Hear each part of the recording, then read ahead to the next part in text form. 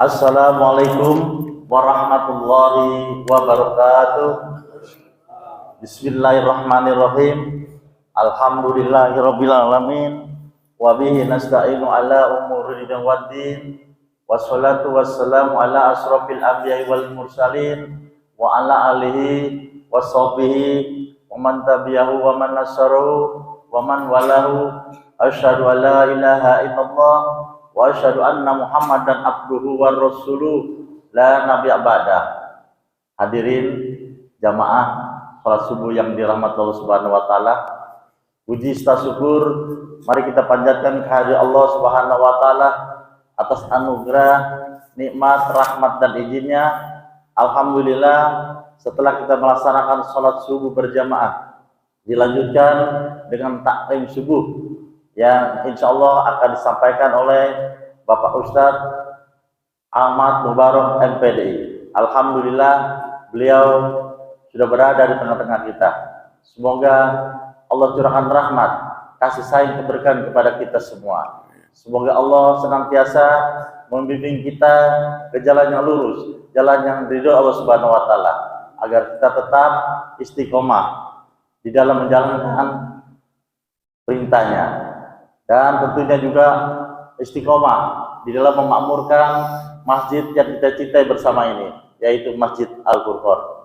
Salawat, salam dan sanjungan tetap tercurah kepada junjungan Nabi besar Muhammad SAW beserta keluarganya, sahabat-sahabatnya, pengikut-pengikutnya sampai akhir kepada kita semua. Kita berharap di akhir nanti mendapatkan syafaat dari beliau. Baik, seperti biasanya, sebelum kita mendengar taklim, mari kita kirimkan suratul Fatihah. Kita tujukan kepada orang tua kita yang telah mendahului kita, keluarga kita, saudara-saudara kita, dan orang yang kita cintai. Semoga Allah ampunkan segala dosa-dosanya, Allah lapangkan kuburnya, Allah terima iman Islamnya, dan ditempatkan di surga Allah Subhanahu wa taala. Sedangkan bagi kita yang masih sehat walafiat, semoga Allah tetap memberikan kekuatan iman dan Islamnya. Illa hajin wa la qulillatus salihah wa illa hadratil mustafa Rasulullah sallallahu alaihi wasallam. Sa'ilillahum al-Fatihah. Ya kana. Siratal ladzina an'amta.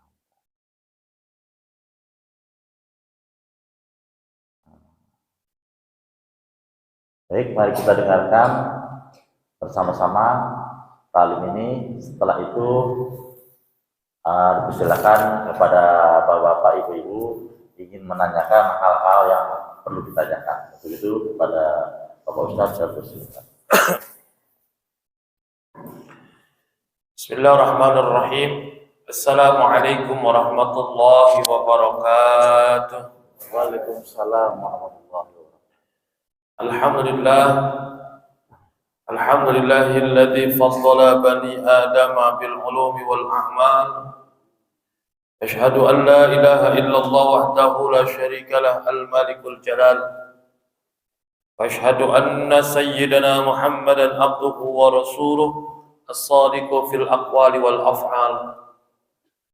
Allahumma salli wa sallim wa barik ala sayyidina wa habibina wa syafi'ina wa qurrati a'yunina wa maulana Muhammadin Allahumma sholli alaihi ala kulli hal wa fi kulli hal wa ala alihi wa ashabihi ahli sidqi wal kamal, amma ba'd.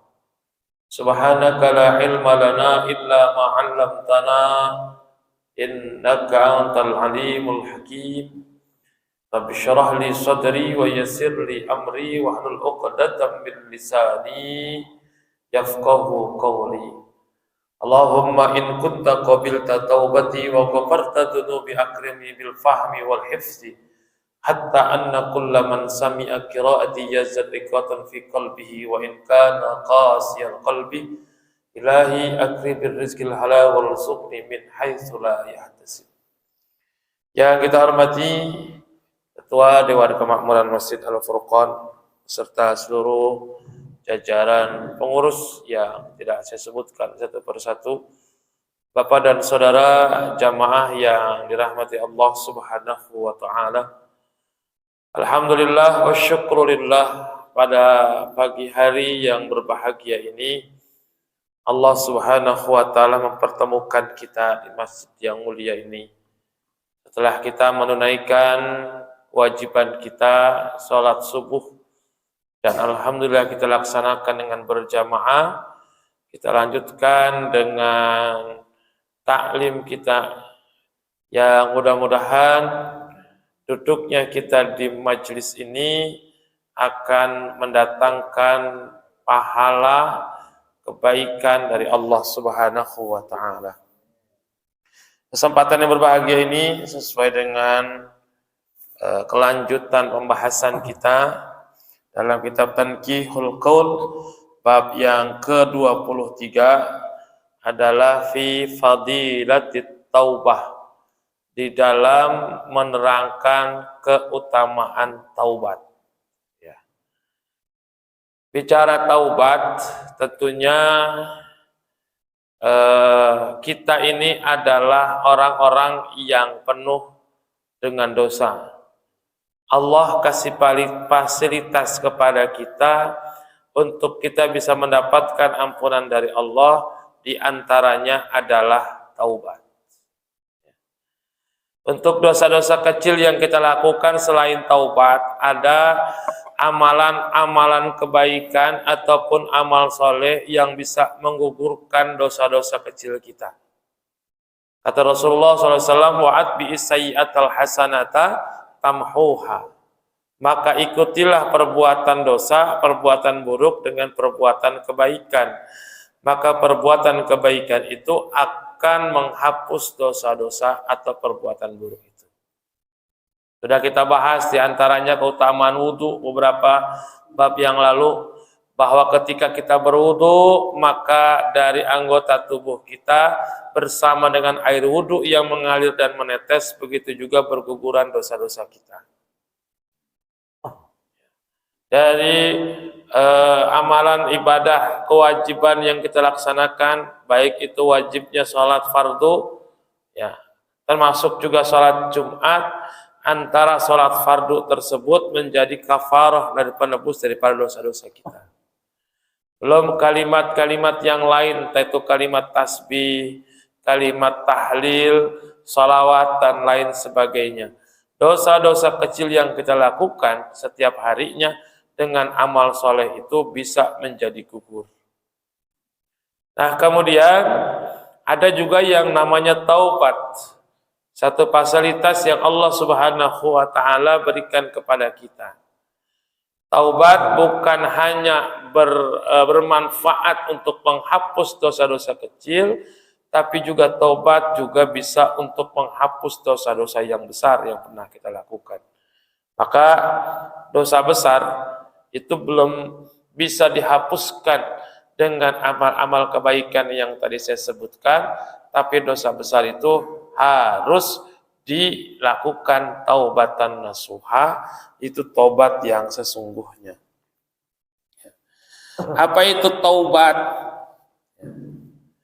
Taubat itu adalah ar-ruju'u amma kana mazmuman fi syar'i ila ma huwa mahmudun fi syar'i wal ilmu bi anna adh-dhunuba wal ma'asi muhlikatun mub'idatun min Allah azza wa jalla wa min jannatihi wa tarkaha wa tarkuha muqarribun ila Allah azza wa jalla wa jannatihi. Taubat itu adalah ar-ruju'u amma kana mazmuman fi syar'i ila ma huwa mahmudun fi syar'i.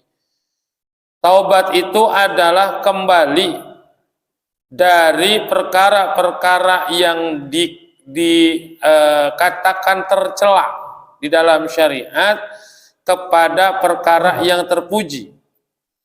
Wal ilmu bi anna dzunuba wal ma'asi muhlikatun mub'idatun minallah, dan mengetahui bahwasanya dosa-dosa dan maksiat itu merusak, ya, merusak, menghancurkan, mub'idatun, menjauhkan, ya, minallah azza wa jalla wa min jannatih, dan menjauhkan juga dari surga.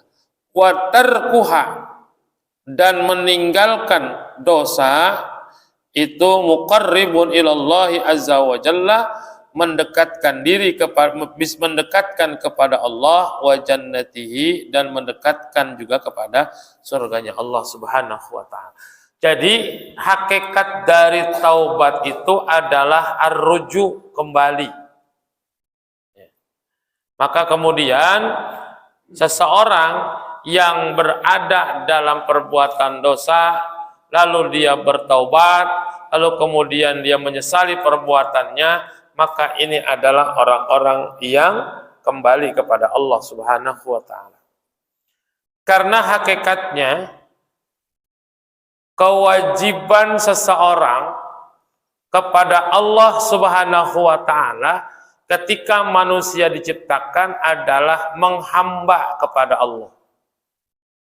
Ketika kita menghamba, hakikatnya seorang hamba kepada yang diperhambakan, maka harus melakukan apa yang diperintahkan. Contohnya dalam kehidupan sehari-hari, ya, ini supaya maksud penghambaan itu dapat kita pahami. Kita punya pelayan, kita punya pembantu, ya, atau kita punya anak buah lah yang bekerja kepada kita. Maka orang yang bekerja kepada kita, yang melayani kita, itu kita beri gaji sesuai dengan ketentuan yang berlaku, atau sesuai dengan perjanjian, kontrak, dan seterusnya. Ketika mereka mendapatkan gaji tersebut, maka kewajiban pelayan, pembantu, atau karyawan anak buah kita wajib atau harus mengikuti apa yang menjadi perintah kita. Kita punya pembantu kita suruh buat nyuci piring, maka pembantu harus mau nyuci piring karena sesuai dengan pekerjaannya.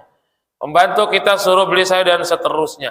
Dari perbuatan tersebut, maka dia berhak untuk mendapatkan reward, bukan hanya sekedar gaji, misalkan ada bonus yang diberikan oleh kita. Tapi sebaliknya, ketika kita punya pembantu, kita suruh ini dan itu dia tidak mau, ya, bahkan membangkang, bahkan melawan, maka kita yang mempekerjakan pembantu tersebut pun akhirnya memecat, ya, diawali dengan pemotongan gaji, misalkan peringatan dan seterusnya, sampai orang itu kita pecat, tidak lagi menjadi bagian dari pelayan kita. Maka yang namanya seorang pembantu harus mengikuti apa yang diperintahkan oleh majikan, kan begitu. Nah, ketika kita menghamba kepada Allah, ya, maka sebagai seorang hamba harus mengikuti apa yang kita sembah, yaitu Allah Subhanahu wa taala. Maka ketika kita mengikuti apa yang Allah perintahkan kepada kita, menjauhi apa yang Allah larang kepada kita, maka itulah penghambaan kita yang sebenarnya. Selama ini kan kita baru ngaku sebagai hamba, belum tentu diaku sebagai hamba oleh Allah. Kita hamba Allah, tapi Allah ngaku nggak kita sebagai hambanya? Belum tentu. Kenapa belum ada pengakuan dari Allah kita sebagai hambanya? Karena kita mengaku sebagai hamba, tapi belum melaksanakan apa yang Allah perintahkan, belum menjauhi apa yang Allah larang. Seperti si A mengaku anak buahnya si B. Si B belum tentu mengakui A anak buahnya, karena si B itu tidak pernah melakukan apa yang diperintahkan oleh si A. Aku ngaku anak buah, suruh nama itu nggak mau, kan begitu. Nah, kalau sudah diaku oleh Allah Subhanahu wa taala sebagai hamba, ada satu kalimat yang Allah sampaikan dalam firman-Nya ketika hambanya itu keluar atau meninggal dunia, meninggal dari alam dunia ini. Inilah yang disebut dengan sebuah pengakuan bahwa kita ngaku sebagai hamba, penghambaan kita pun diakui oleh Allah.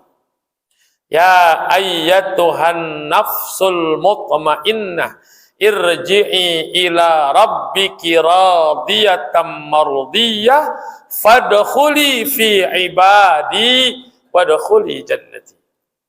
Ketika ruh kita disambut oleh Allah Subhanahu wa taala dan Allah katakan fadkhuli fi ibadi, masuklah dalam kelompok golongan, kelompok hamba-hambaku, wadkhuli jannati, dan masuklah ke dalam surga. Itu berarti pengakuan kita sebagai hamba Allah betul-betul diakui oleh Allah. Sekarang itu kan baru ngaku sebagai hamba, belum sepenuhnya melaksanakan sebagai hamba. Makanya Rasul SAW oleh Allah dikatakan ketika dalam peristiwa Isra Mi'raj ada penyebutan secara khusus dari Allah terhadap Rasulullah. Subhanalladzi asra bi abdihi. Maha suci Allah yang telah memperjalankan di waktu malam dengan hambanya. Siapa hambanya?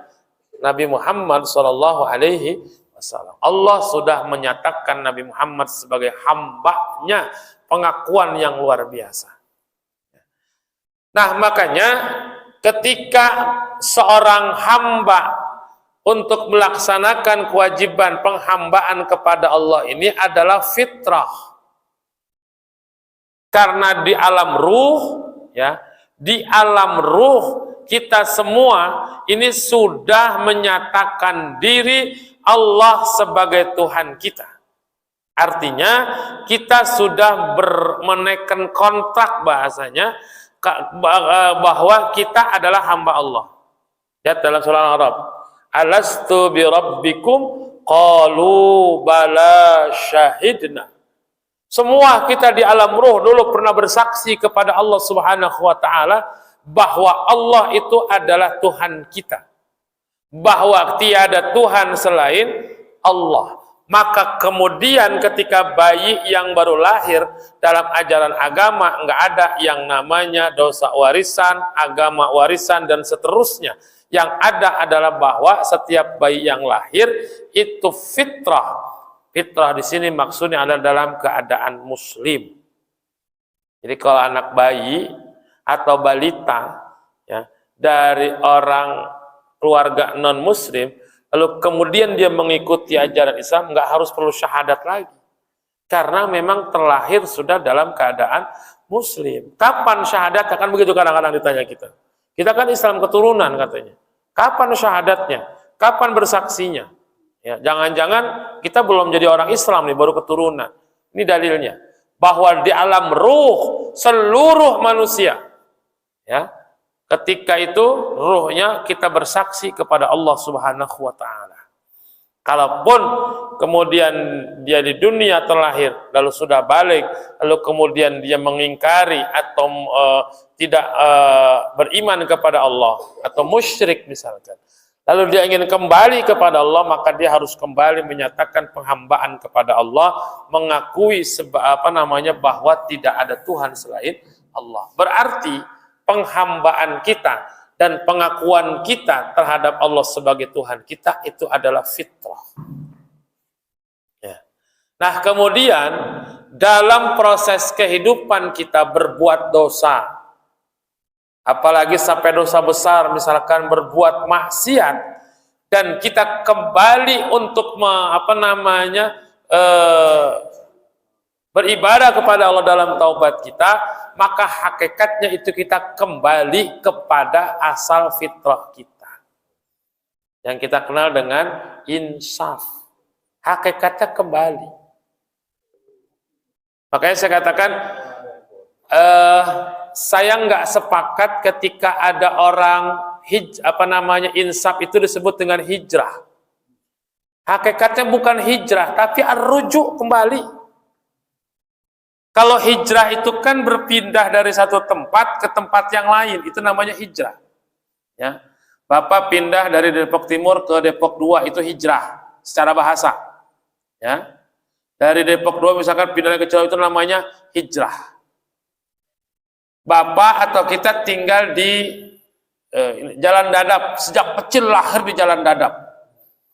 Kemudian pergi kemana-mana tuh. Kembali lagi ke Jalan Dadap, itu hakikatnya rujuk. kembali ke asal. Asalnya di jalan dadap, terus merantau kemana-mana, balik lagi ke jalan dadap, itu namanya rujuk, bukan pindah. Ya. Yang namanya pindah dari dadap pindah ke Cilodong, nggak balik lagi, namanya pindah. Tapi kalau kembali dia berpindah, dia berlalang buana kemana-mana, balik lagi, itu namanya rujuk. Nah, yang namanya taubat, ya, itu ar-rujuk tadi. Jadi kembali kepada fitrah kita sebagai hamba Allah Subhanahu wa taala.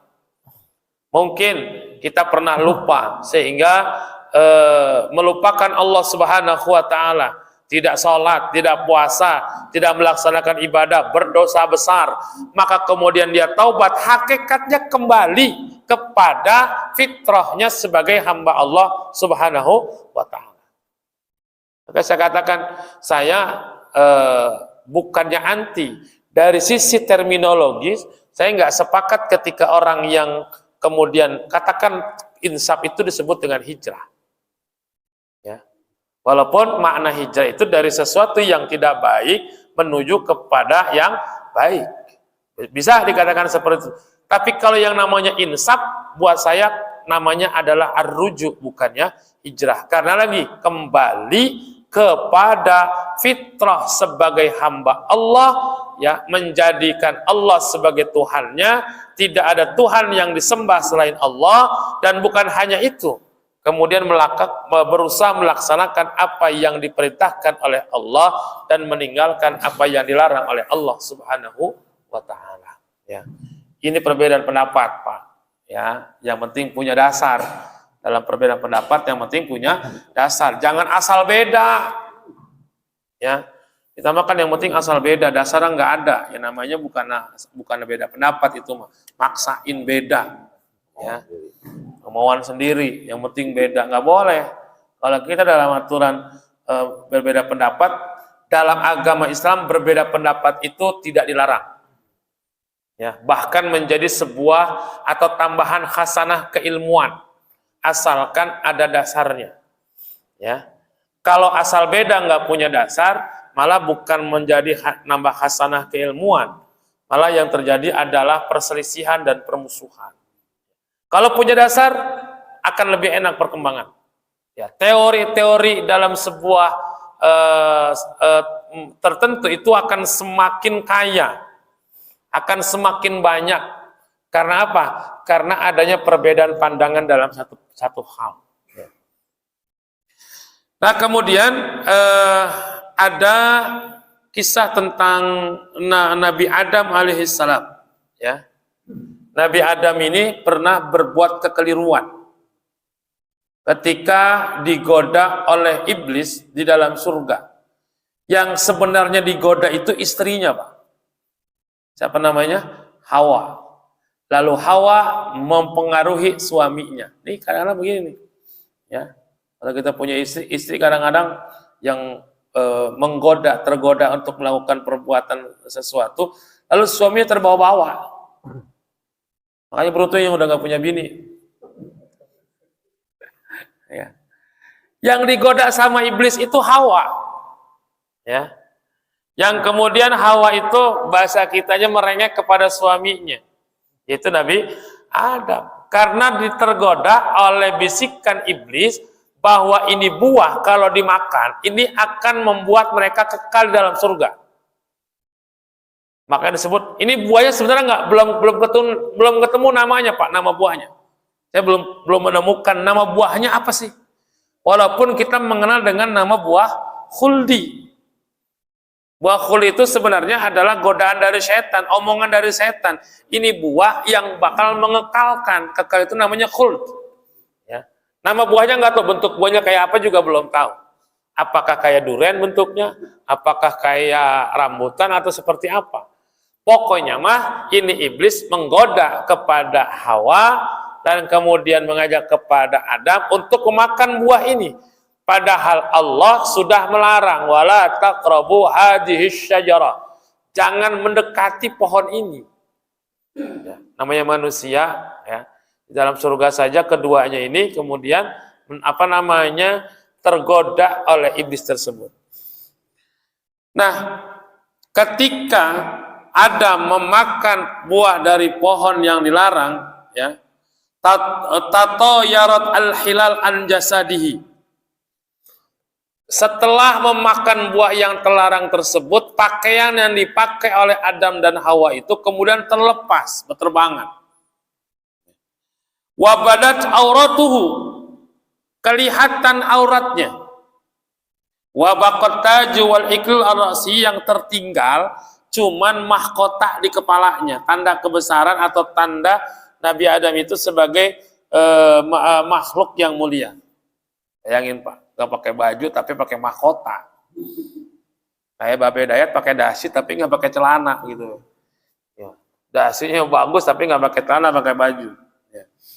Fastahya ayyartafa'a anhu, kemudian ya Nabi Adam ini malu untuk mengangkat kedua mahkota tersebut dari kepalanya. Ya. Bajunya kebuka dan sebagainya. Faja'ahu Jibril alaihi salam fa akhadha taja'an ra'sihi wal iklila an janbihi. Kemudian malaikat Jibril datang mengambil mahkota tersebut dari kepalanya Nabi Adam alaihissalam. Wa nudiya huwa wa hawa an ihbita min jawari fa innahu la yujawiru man asani. Ya. Kemudian dikatakan kepada Adam dan Hawa, ihbit. Bahasa Allah kepada Adam dan Hawa dari surga itu bahasanya ihbitu, ihbit. Kalau bahasa Allah kepada iblis, ukhruj. Ya, ini bahasa yang artinya hampir sama tapi berbeda dalam penempatan. Kalau ukhruj itu bahasanya ngusir. Pergi lu, mantok lu, kata orang Betawi, Bang. Ya, jangan di sini, jangan di rumah, mantok lu jauh-jauh begitu. Kalau ihbit itu adalah sebuah perintah untuk keluar, udah keluar, jangan di sini. Bahasanya lebih halus. Makanya Allah perintahkan kepada Adam itu ihbit atau ihbitu, keluarlah, pergilah. Karena Adam dan Hawa berbuat dosa.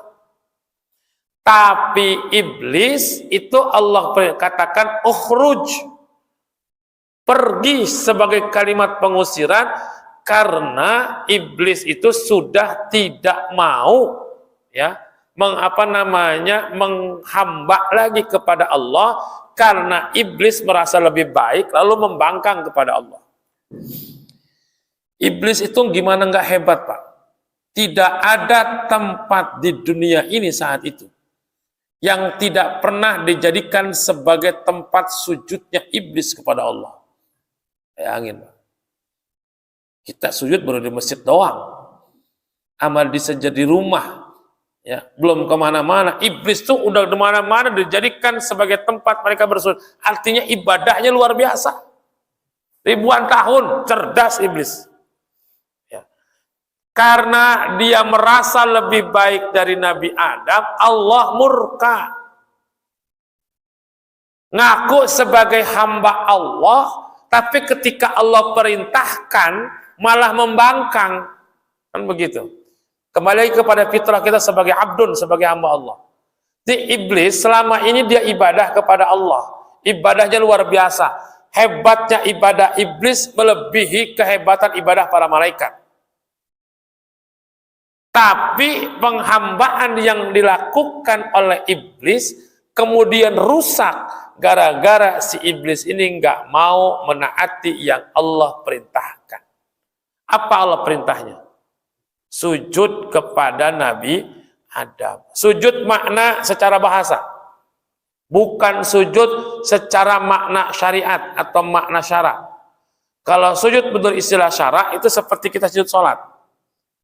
Tapi kalau sujud sebagai makna secara bahasa itu memberikan hormat. Jadi bukan berarti malaikat sujud menyembah Adam, bukan. Bukan berarti Allah menyuruh kepada iblis menyembah Adam, bukan. Sujud memberikan hormat bahwa Allah menciptakan satu makhluk yang sangat luar biasa, yang kedudukannya bisa mulia, lebih mulia dari malaikat, yaitu manusia. Tapi iblis nggak mau. Kenapa? Ya, Adam kan diciptain dari tanah. Saya kan dari api. Cakepan saya dong, bagusan saya. Makanya saya nggak mau hormat. Nah, karena itu kemudian Allah laknat iblis, laknatullah alaih. Dikatakan, ukhruj, pergilah, mantok lo dah. Ya, jauh. Tapi ada walaupun, nih Allah Maha Kuasa, Pak. Allah, walaupun iblis ini berbuat dosa, tapi Allah Subhanahu wa dengan Rahman dan Rahimnya saat itu masih mengabulkan permintaan iblis. Apa permintaan iblis? Dipanjangkan umurnya sampai kiamat untuk bisa menggoda manusia kini, kita diantaranya. Minta dipanjangin umurnya sama Allah. Dikabulkan sama Allah. Ya. Makanya nggak pernah, jangan takut doa kita nggak dikabul sama Allah. Iblis aja yang berbuat dosa, ya dilaknat oleh Allah, diusir oleh Allah. Dia minta kepada Allah, ada permintaannya yang dikabulkan oleh Allah Subhanahu wa taala. Maka bagi para pendosa sekalipun, jangan pernah untuk putus asa dari rahmat Allah, jangan pernah putus asa dikabulkan doa-doa kita oleh Allah Subhanahu wa taala. Iblis aja ada satu permintaannya yang dikabulkan oleh Allah. Nih, makanya kalimatnya berbeda. Ihbit sama ukhruj. Adam, ihbita. Kalian berdua pergilah, keluarlah. Ya. Merah. Kalau merah itu bahasa kasar, be. Ya, ukhruj merah dulu, mantok merah bahasanya. Ya. Fa'in ibita min jawari fa'innahu la yujawiru liman asani. Pergilah. Jangan dekat-dekat aku, kata Allah. Jangan bertetanggaan samaku, berdekatan denganku, karena orang-orang yang bermaksiat itu tidak pantas dekat denganku. Oh, Nabi Adam AS. Ya. Maka kemudian Rasulullah SAW bersabda, Atta ibu minat zambi kaman la zambalah. Orang yang bertaubat dari dosa seperti orang-orang yang tidak memiliki dosa. Tapi ingat, wal mustaghfiru minadz dzambi wa huwa muqimun alaihi kal mustahzi'i bi rabbih. Orang-orang yang beristighfar dari dosa-dosanya dan dia terus-menerus berbuat dosa, ya. Kal mustahzi'i bi rabbih, seperti dia memperolok-olok kepada Tuhannya. Ya. Ini keterangan dari hadis yang nanti akan ada hadis lagi, Pak. Ada sahabat yang berbuat dosa, taubat, kita dah taubat sambal, nanti ada ceritanya. Rasulullah ada satu kalimat yang luar biasa buat kita, yang ketika sahabat bertanya tentang itu. Kemudian Rasulullah bersabda, an-nadamu taubatun wa ta'ibu minadz dzambi kaman la dzanbalah.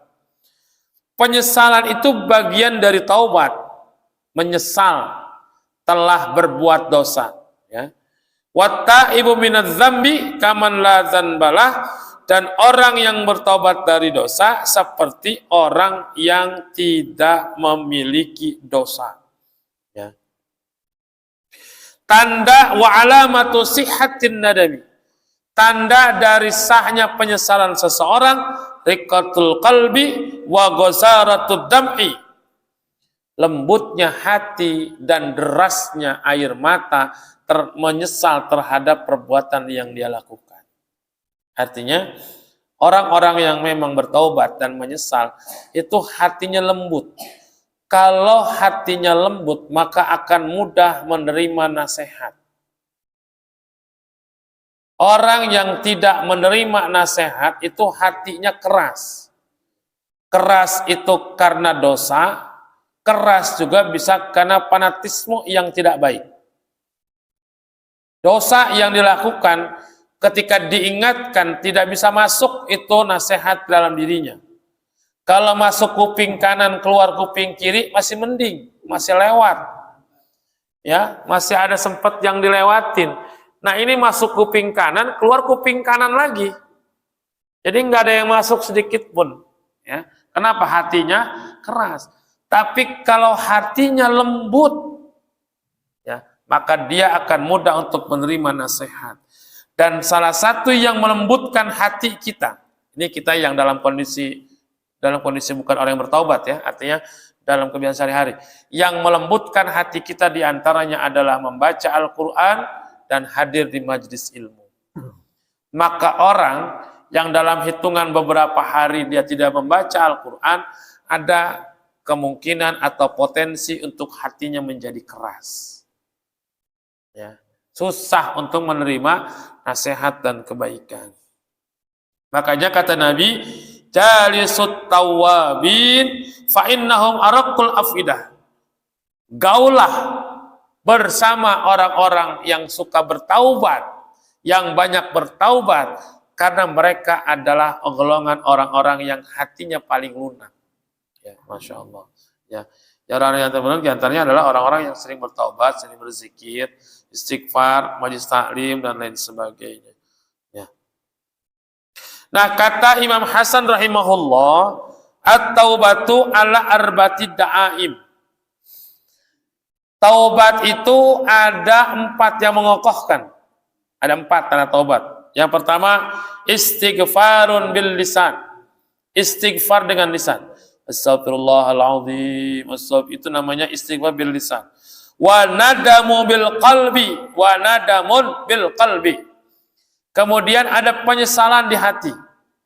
Watarku bil jawarihi, dan kemudian meninggalkan, ya, apa-apa dosa-dosa yang pernah dia lakukan dengan anggota tubuhnya.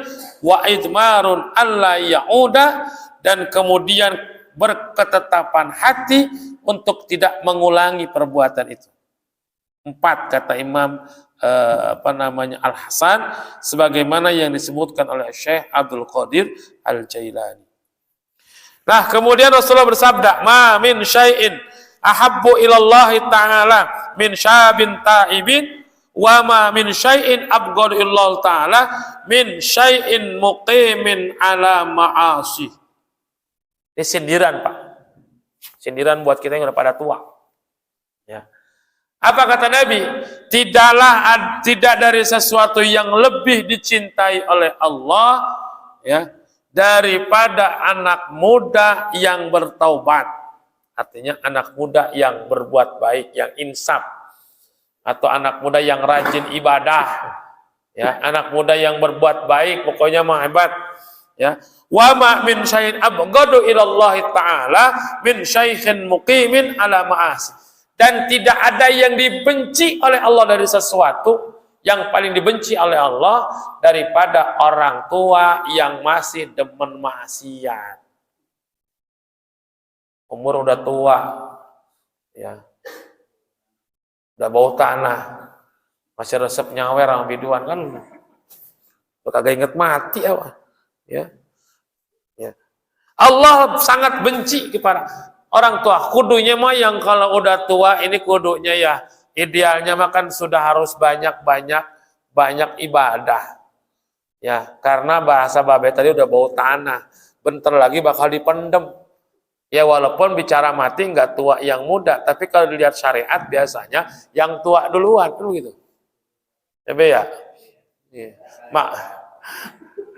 Makanya kemudian kalau sudah tua kan kudunya, ya, itu harus banyak mendekatkan diri kepada Allah. Ini makin tua makin keladi, ya, bukannya makin dekat kepada Allah, malah makin menjadi-jadi. Diajak ngaji kagak mau, diajak sholat berjamaah susah, sholat juga kagak mau, yang maunya main kartu aja di gardu, resepnya begadang. Ada tuh, Pak, udah tua, jalan juga susah, tiap malam kudu minum obat karena nongkrong sedikit masuk angin, tapi masih doyan main kartu di pos sampai pagi, ya, bisa, ya, walaupun kita secara batin kita nggak tahu apakah dia main kartu sambil berzikir, kita nggak tahu, ya, Pak, ya.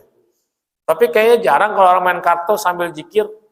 Kalian main kartu gaple, subhanallah, hatinya belum tentu. Yang ada sumpahin. Mati loh, kan begitu. Ya. Dikit-dikit mati loh, udah tua disumpahin. Belum kuasa disumpahin juga, bentar lagi mati. Ya. Balak 6, mati loh, mampus loh, kan begitu. Ya. Nah, Allah ini sangat cinta kepada anak muda yang bertaubat. Dan Allah sangat benci kepada orang tua yang masih yang masih doyan maksiat. Kesian ya, Masya Allah. Makanya mudah-mudahan Pak, kita selalu ada dalam hidayah dari Allah Subhanahu wa Ta'ala. Bukan hanya di masa tua, tapi di masa muda pun anak-anak kita dan seterusnya sampai akhir hayat berada dalam bimbingan Allah Subhanahu wa Ta'ala. Ya. Lalu pertanyaan begini, sekarang kalau udah tua tapi ibadah, oh itu sangat dicintai oleh Allah. Gitu. Jadi mafhum mukhalafahnya, ya, ada logika terbaliknya. Kalau anak muda itu sangat dicintai oleh Allah dalam ketika mereka bertaubat dan beribadah, maka kebalikannya, ketika anak muda yang bermaksiat, Allah benci. Cuman ya, mereka punya kesempatan ketika umur panjang untuk bertaubat. Makanya bahasanya ahabbu. Nah, bagi orang yang sudah sepuh, yang udah tua, masih doyan maksiat, Allah sangat benci. Bagaimana mereka yang ibadah, rajin ibadah, ngajinya rajin, Allah senang, Allah bahagia, Allah suka. Gitu. Ya. Kenapa Allah sangat benci kepada orang tua yang sudah maksiat? Ingat, bahasa Babe tadi udah bau tanah, takutnya nggak keburu taubat, keburu mati, begitu. Ya, makanya Allah senang kepada orang-orang tua yang menghiasi dan meramaikan masjid, termasuk di antara yang menghalangi turunnya bencana adalah sujudnya orang-orang tua di waktu malam, di waktu tahajudnya. Ya. Selain tangisan-tangisan bayi, ya, sujudnya orang tua di waktu malam dengan penuh penghayatan atau penuh pengharapan kepada Allah, salah satunya itu adalah yang menghalangi turunnya musibah dan bencana. Jadi Bapak yang sudah sepuh ini punya peran besar dalam mencegah bencana. Sekarang lagi banyak gempa. Bapak malam-malam makanya banyak bangun ya Pak. Ngapain? Nonton bola, bukan? Sujud. Ya, dengan tangisan itulah dari para orang tua yang bisa menunda atau menghalangi turunnya bencana. Masya Allah. Ya. Jadi kita punya peran masing-masing. Nah, kemudian sabda Rasulullah SAW, likulli syai'in hilatun wa hilatul dzunubi at-taubah. Setiap sesuatu itu ada kecerdikannya, dan kecerdikan kita berbuat dosa itu adalah taubat. Ya. Nah, kemudian likulli syai'in dawa'un wa dawa'udz dzunubi at-taubat. Ya. Setiap sesuatu itu ada obatnya, dan obatnya dosa itu adalah taubat. Nih, yang tadi saya janjikan ceritakan tentang seorang laki-laki. Wa qala Anas berkata, Anas bin Malik itu adalah sahabat Rasul yang menjadi pelayan Nabi.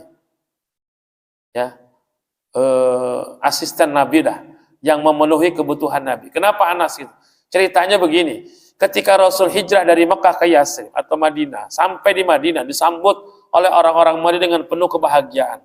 Sampai Nabi itu ada yang ngasih tanah buat bikin rumah dan masjid.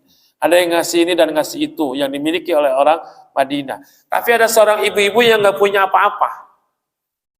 Cuman harta yang paling berharga itu seorang anak kecil. Bukan kecil banget, anak namanya Anas. Dia menyerahkan Anas kepada Rasul untuk berkhidmat. Ya. Jadi Anas bin Malik itu menjadi salah satu pelayan Nabi. Dan satu di antara doa-doa Nabi kepada Anas bin Malik adalah bahwa Anas bin Malik didoain oleh Nabi umurnya panjang, anaknya banyak. Makanya Anas bin Malik kemudian karena dekat dengan Nabi, melayani Nabi, Anas bin Malik banyak meriwayatkan hadis dari Rasulullah SAW. Di antaranya ini, kata Anas, ja'a rajulun ila Rasulillah SAW. Datang seorang laki-laki kepada Rasul. Faqala, kemudian laki-laki itu berkata, ya Rasulullah, inni aznabtu dzamban. Wahai Rasul, saya berbuat dosa. Ya. Rasul bersabda, istighfirillah, istighfarlah kepada Allah, minta ampun kepada Allah. Ini atubu summa a'udu, ya Rasul, saya taubat, tapi saya ngulangin lagi perbuatan dosanya. Ya. Qala kullama adzabta fatub hatta yakuna syaitanu huwa hasir. Kalau kamu berbuat dosa, segeralah bertaubat. Ya. Setelah dosa istighfar terus. Ya namanya kita Pak, manusia. Kita akui bahwa kita selalu berbuat dosa, yakin. Ya, kita akui karena kita selalu berbuat dosa. Makanya Allah kasih fasilitas. Kullama adzabta, ya, fatub. Setiap kamu berbuat dosa, iringi dengan taubat, istighfar kepada Allah. Astagfirullahaladzim. Hatta yakuna syaitanu huwal hasil. Sampai setan itu letih, capek godain kita. Jadi kita ngeprank Pak sama setan. Setan selama ini kan ngerjain kita, ngegoda kita. Ya, sekarang kita ikuti permainan setan. Tapi permainan setan itu kita ikuti sambil kita terus bertobat kepada Allah. Jadi kata Nabi, sampai setan itu capek ngikutin kita, capek doain kita. Ya.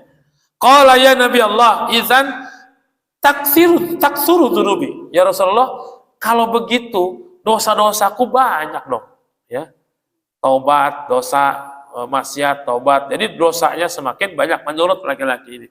Faqala af'ullahi aktsaru min dzunubik. Ampunan Allah itu lebih besar, lebih banyak dibandingkan dosa-dosa.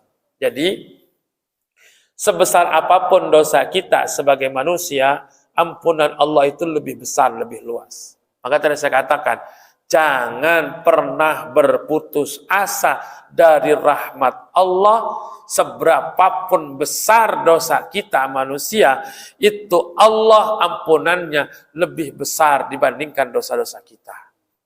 Iblis saja, iblis yang sudah berbuat dosa, tidak mau mengikuti perintah Allah, ketika dia meminta kepada Allah, ada permintaan yang dikabulkan oleh Allah Subhanahu wa Ta'ala. Itu iblis.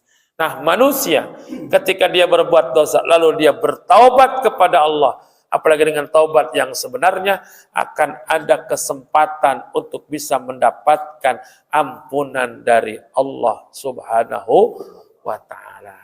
Insyaallah nanti akan ada beberapa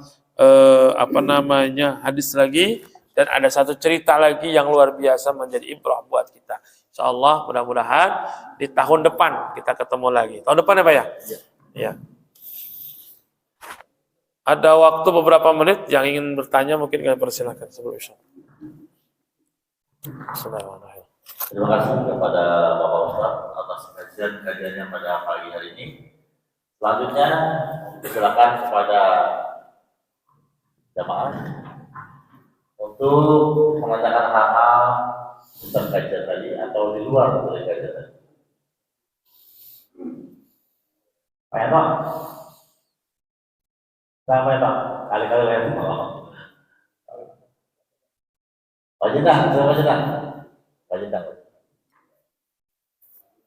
Pak Jenang. Mau tanya Pak Jenang. Mana? Oh, Ordin. Nah, selalu ketahui.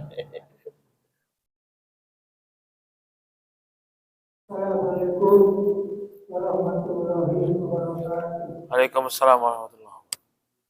Seperti kita ketahui semua bahwa yang baru ini jalur yang menewaskan ratusan orang yang meninggal dunia. Dan tentu penguburannya itu makan waktu yang lama. Dan saya ditanyakan, apakah setelah kita bunuh itu yang meninggal itu ruhnya masih tergantung atau sudah diterima saja? Dan juga apakah hasil meninggal itu menghapuskan dosa-dosa? Saya terima kasih. Wassalamualaikum warahmatullahi wabarakatuh. Waalaikumsalam warahmatullahi wabarakatuh. Baik, bicara tentang korban bencana alam, di antaranya adalah gempa bumi. Salah satu wafat atau meninggal yang syahid ya, syahid akhirat ya, adalah orang yang wafat atau meninggal tertimpa bangunan. Ya, misalkan bencana gempa, tertimpa bangunan dia meninggal, insya Allah itu termasuk syahid, tapi syahid akhirat. Syahid itu kan ada tiga, ada syahid dunia, ada syahid akhirat, ada syahid dunia akhirat. Kalau syahid dunia, ya dia hanya disaksikan oleh orang-orang yang ada di dunia, lawan lah. Tapi belum tentu dia mendapatkan kebaikan di akhirat. Ada syahid dunia, syahid akhirat itu mereka yang meninggal di antara sakit perut, tenggelam, bencana, tertimpa runtuhan. Ini karena syahid akhirat bisa mendapatkan ampunan dari Allah Subhanahu wa taala. Ya, karena musibahnya itu. Ada syahid dunia dan akhirat. Ini adalah para pejuang yang membela agama Allah, mereka berperang ya, dalam menjaga kehormatan agama. Nah, syahid dunia, syahid akhirat ada kewajiban yang harus tunaikan. Memandikan, mengkafani, menyolatkan sampai menguburkan. Tapi kalau syahid dunia dan akhirat, ya, mereka yang berperang di jalan Allah punya kewajiban hanya menguburkan saja. Ya, nggak boleh dimandiin, nggak boleh dikafani. Ya. Bahkan ada yang mengatakan tidak disolatkan. Kenapa? Karena yang syahid dunia akhirat ini sudah mendapatkan tempat terbaik dan ampunan dari Allah Subhanahu wa taala.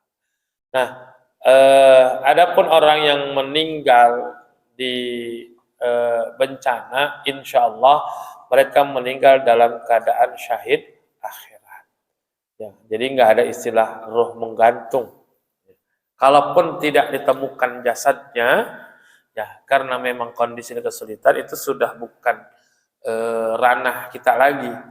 Jadi kalau seumpama ada yang meninggal, kemudian tertimpa runtuhan, kita ikhtiar untuk mencari mayat tersebut untuk kita tunaikan kewajiban kita, memandikan, menguburkan, dan seterusnya.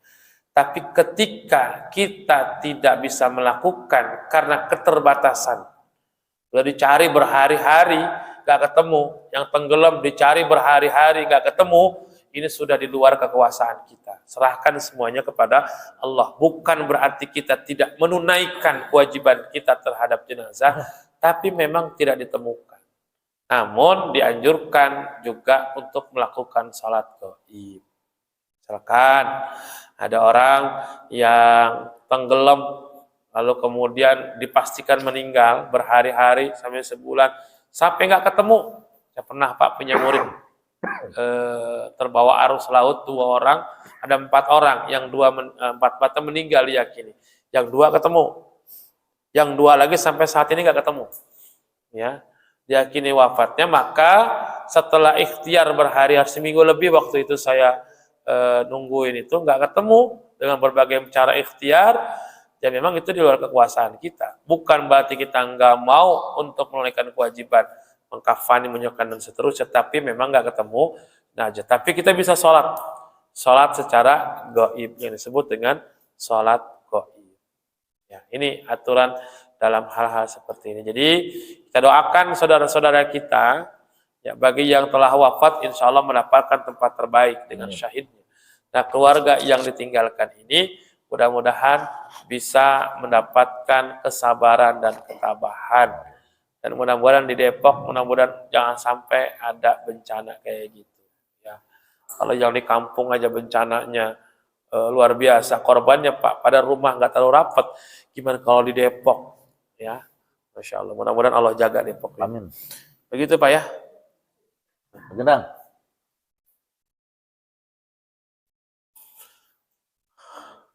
Pak Be, Sebelah kiri. udah terwakili. Udah siang. Wassalamualaikum. Ya. Terima kasih kepada Bapak Ustadz atas kajiannya. Semoga bermanfaat, berguna bagi kita semua. Kita bisa aplikasikan di dalam kehidupan kita sehari-hari. Terima kasih kepada hamba Allah yang telah memberikan konsumsinya pada pagi hari ini. Semoga niatnya Allah kabulkan. Amin. Dan terima kasih kepada tim kreatif Pak Galuh CS yang telah senantiasa setia melayani jamaah Masjid Al-Qur'an khusus yang ta'lim pada pagi hari ini. Semoga Allah membalas kebaikannya. Untuk menutupi acara ini, demi kesempurnaannya kami mohon kepada Ustadz untuk memimpin doa. Untuk itu kami persilakan. استغفر الله العظيم استغفر الله العظيم استغفر الله الحمد لله رب العالمين كريم يا ذا الجلال والاكرام اللهم صل على سيدنا محمد الاولين والاخرين وبارك وسلم ورضي الله تبارك وتعالى عن كل ساداتنا اصحاب رسول الله اجمعين بسم الله الرحمن الرحيم الحمد لله رب العالمين حمدا في نعمه ويكافئ مزيده يا ربنا لك الحمد كما ينبغي لجلال وجهك الكريم وعظيم سلطانك سبحانك لا نحصي ثناء عليك أنت كما أثنيت على نفسك فلك الحمد حتى ترضى ولك الحمد إذا رضيت ولك الحمد بعد الرضا اللهم صل وسلم على سيدنا محمد الفاتح لما أغلق والخاتم لما سبق ناصر الحق بالحق والهادي إلى صراطك المستقيم وعلى آله حق قدره ومقداره العظيم اللهم اغفر لنا ذنوبنا ولوالدينا وارحمنا وارحمهم كما ربونا صغارا اللهم اغفر لنا ذنوبنا ما أصررنا وما أخفينا وما أعلنا وما أنت أعلم به منا ولوالدينا ومشايخنا ولمنا ولإخواننا الذين سبقونا بالإيمان اللهم آتنا رضاك في الدنيا والآخرة واختم لنا بالسعادة والشهادة والمغفرة اللهم أعنا على ذكرك وشكرك وحسن عبادتك وهب لنا من لدنك رحمة إنك أنت الوهاب ربنا آتنا في الدنيا حسنة وفي الآخرة حسنة وقنا عذاب النار صلى الله على سيدنا محمد النبي الأمي وعلى آله وصحبه وسلم بفضل سبحان ربك رب العزة عما يصفون والسلام على المرسلين والحمد لله رب العالمين سبحانك اللهم وبحمدك أشهد أن لا إله إلا أنت أستغفرك وأتوب إليك والله الموفق لأقوم الطريق ولكم منكم السلام عليكم ورحمة الله وبركاته. Terima kasih kepada Bapak Ustadz yang telah memberikan doa. Semoga doa kita pada pagi hari ini dijabah oleh Allah. Terima kasih kepada jamaah Masjid Al-Qur'an, Bapak Ibu yang telah hadir. Semoga kita bisa bertemu kembali di lain waktu hari Minggu dalam keadaan kegiatan taklim, dalam keadaan sehat walafiat, tentunya dalam narasumber yang berbeda. Lebih kurangnya kami mohon maaf. Wabillahi taufiq wal hidayah. Wassalamualaikum warahmatullahi wabarakatuh. Sallallahu ala Muhammad sallallahu alaihi wasallam. Sallallahu ala Muhammad sallallahu alaihi wasallam. Sallallahu alaihi Muhammad sallallahu alaihi wasallam. Sallallahu ala Muhammad sallallahu alaihi wasallam. Sallallahu ala Muhammad sallallahu alaihi wasallam. Sallallahu ala Muhammad sallallahu alaihi wasallam. Sallallahu ala Muhammad sallallahu alaihi wasallam. Sallallahu ala Muhammad sallallahu alaihi wasallam. Sallallahu ala